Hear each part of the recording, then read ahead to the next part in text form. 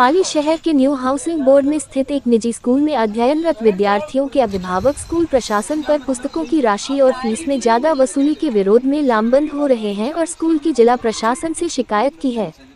Collector ने इस मामले की जांच जिला शिक्षा अधिकारी को सौंपी है। अब अभिभावकों ने उक्त अधिकारी पर मामले में पक्षपात का आरोप लगाया है।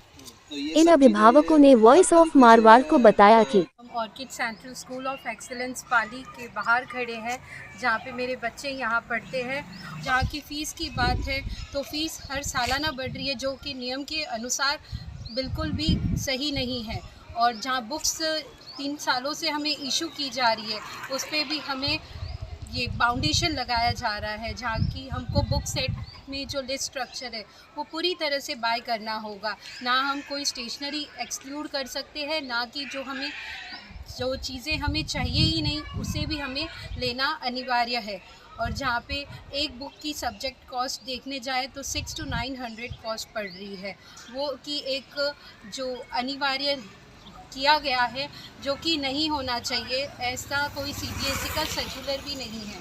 और मेरी बच्ची जो है वो पाली में नया हाउसिंग बोर्ड स्थित स्कूल ऑर्किड सेंट्रल स्कूल में पढ़ती है।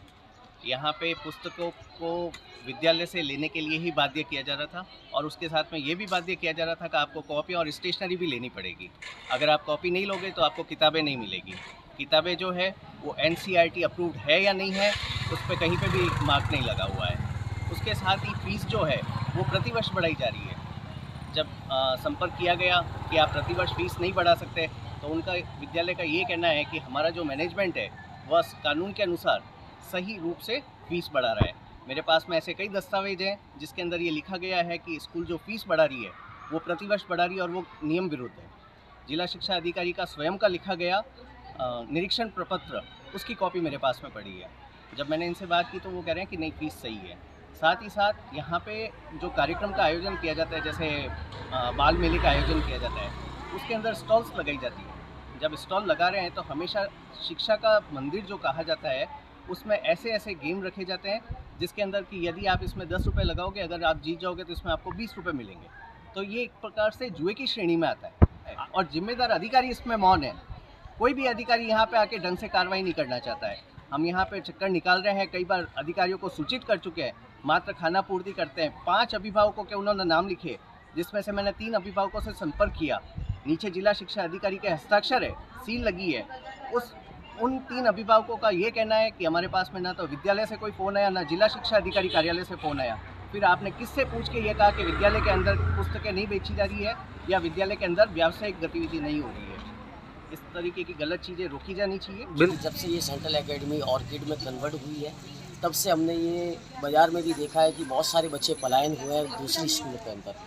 इसका मुख्य कारण ये है कि इसकी मतलब बगैर किसी की बगैर कोई नोटिस के फ़ीस हद से ज़्यादा इंक्रीज़ की इन्होंने। और स्कूल के जो कोर्सेज़ हैं वो सारे स्कूल के अलावा बाकी बाज़ार में कहीं अवेलेबल नहीं मिलते हैं और मुँह मांगे इनके दाम मिलते हैं। मुँह मांगे दाम ये हमसे वसूल कर रहे हैं। अब नर्सरी की क्लास की अगर बात करें तो बच्चा 5300 रुपये का, तो इसका सिर्फ कोर्स है। सिर्फ बच्चा करेगा कि उसके अंदर सिर्फ खेलने कूदने के लिए जब स्कूल जा रहा है, उसके अंदर इसका 5300 रुपये का कोर्स ले रहे हैं और 45,000 रुपये इसकी नर्सरी की ये फ़ीस ले रहे हैं, जो कि मेरे हिसाब से बहुत ज़्यादा है।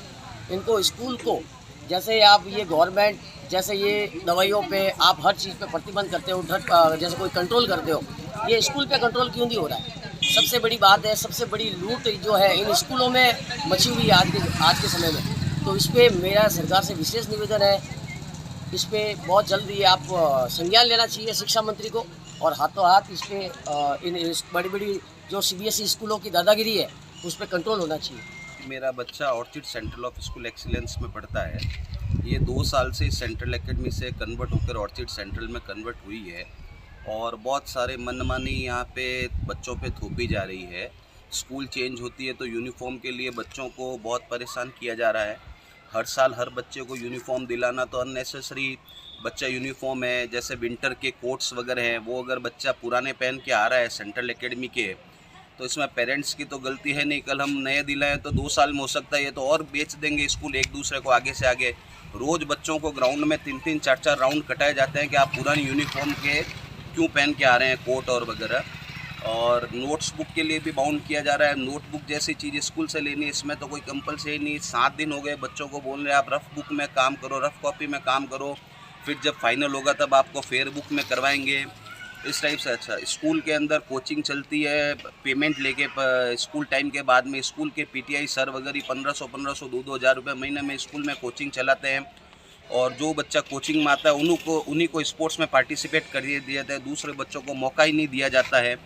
इस तरह से एकदम प्रोफेशनल हो गई है, हर चीज़ में बच्चों को लूटा जा रहा है। और नहीं, अगर बच्चे उसमें सपोर्ट करते हैं तो बच्चों को परेशान किया जाता है, बच्चे घर पे आके पेरेंट्स को परेशान करते हैं, तो पेरेंट्स भी देखते हैं चलो 10-5 हज़ार ज़्यादा लगा तो लगा, बच्चे की खुशी के लिए दो। लेकिन ये एक हर साल का नियम बन गया है, हर साल पढ़ेगी कॉस्ट एक बच्चे की 10-10 15-15 हज़ार रुपये, स्कूल में 8-8 हज़ार रुपये का कोर्स, हर साल यूनिफॉर्म नहीं। और स्पोर्ट्स की एकेडमी स्कूल की तरफ से होनी चाहिए। अगर स्कूल वाले इसको चार्जेबल करके स्पोर्ट्स खिलाएंगे स्कूल में तो फिर बच्चे खेलने के लिए कहाँ जाएंगे, बहुत सारी तकलीफ़ें हैं। तो एक नमस्कार, मेरा जो बच्ची है वो ऑर्चिड स्कूल ऑफ एक्सीलेंस में हाउसिंग बोर्ड में पढ़ाई करती है अभी। कुछ समस्याएं थी स्कूल से जो हमें सामना करना पड़ रहा है, जिनका स्कूल के अंदर स्टेशनरी का सामान बेचा जा रहा है और वहाँ से ख़रीदने के लिए हमें बाध्य किया जा रहा है। कॉपीज़ भी हैं, वो भी यहाँ हमें बाध्य किया गया है कि आप स्कूल से ही खरीदें, आप बाहर से नहीं खरीदें। आई कार्ड का होल्डर जो पिछले साल दिया गया था उसके लिए फिर से बोल दिया गया कि स्कूल से ही खरीदना है। कैलेंडर जो अगर किसी के घर में 2 बच्चे हैं तो एक कैलेंडर से ही काम हो सकता है, लेकिन उन्हें बाध्य कर रहे हैं कि आप 2 कैलेंडर अलग अलग खरीदिए दोनों बच्चों के लिए। इसके अतिरिक्त फ़ीस भी हर साल इसमें बढ़ाई जा रही है जो नियमों के विरुद्ध है। 10% ही बढ़ा सकते हैं 3 साल में। एडमिशन के समय मेरे बच्चे इस स्कूल में पढ़ते हैं, हमको फीस के लिए बोला गया था 3 साल में 10% बढ़ाएंगे। वो पिछले काफ़ी समय से हर साल 10% बढ़ रही है। जैसे 2 बच्चे पढ़ते हैं तो उनकी फ़ीस इतनी हो जाती है। फ़ीस की किस्त भी 4 कर दी है जो दिसंबर तक भरनी पड़ती है। स्कूल चलती है मार्च तक, तो वो दिसंबर तक कैसे भरे जाए।